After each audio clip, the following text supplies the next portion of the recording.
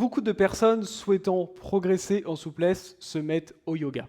Mais alors, comment ça se fait que j'ai vu déjà je ne sais combien de pratiquants de yoga qui en font des fois depuis 5, 10, 15 ans et qui n'arrivent toujours pas, par exemple, à maintenir une position du lotus, ne serait-ce qu'à rentrer dedans.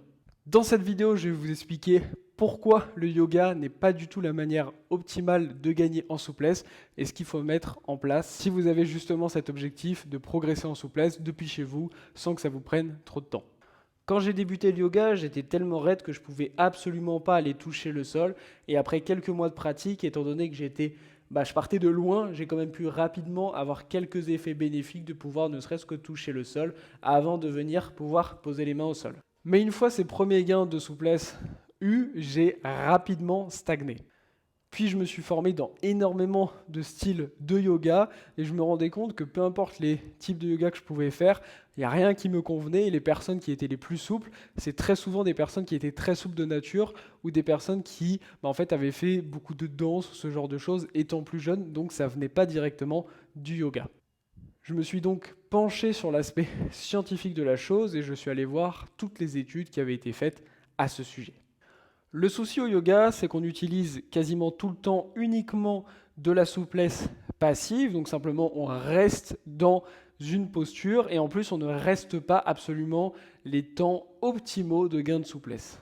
Il existe 5 types majeurs de travail de souplesse. Au yoga, on n'en utilise quasiment qu'un seul et en plus de ça, on n'utilise pas les temps que recommande la science et qui ont été testés pour avoir un maximum de bénéfices.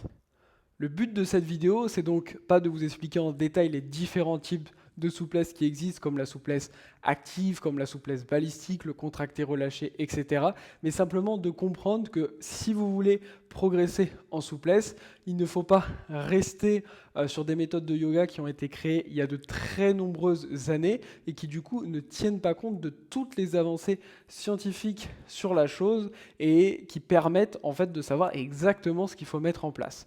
Donc ce que j'ai fait, moi, c'est que j'ai combiné ce que j'avais pu à la fois apprendre d'intéressant dans différents types de yoga, mais combiné avec ce que dit la recherche scientifique pour mettre en place une méthode de souplesse que j'ai appelée la souplesse moderne, qui combine du coup à la fois la recherche scientifique et des choses intéressantes du yoga, où j'utilise justement les différents types de travail de souplesse afin d'amener le maximum de résultats depuis chez soi et de pouvoir progresser rapidement. Vous avez donc compris que le yoga n'est certainement pas la méthode la plus efficace pour gagner en souplesse, mais il y a plein de choses dedans qui sont intéressantes. Si vous souhaitez du coup découvrir la méthode souplesse moderne dans laquelle j'ai fait une vidéo complète où je vous explique en détail comment elle fonctionne et comment vous aussi depuis chez vous, vous allez pouvoir améliorer votre souplesse avec cette méthode. Je vous mets le lien, c'est le premier lien dans la description.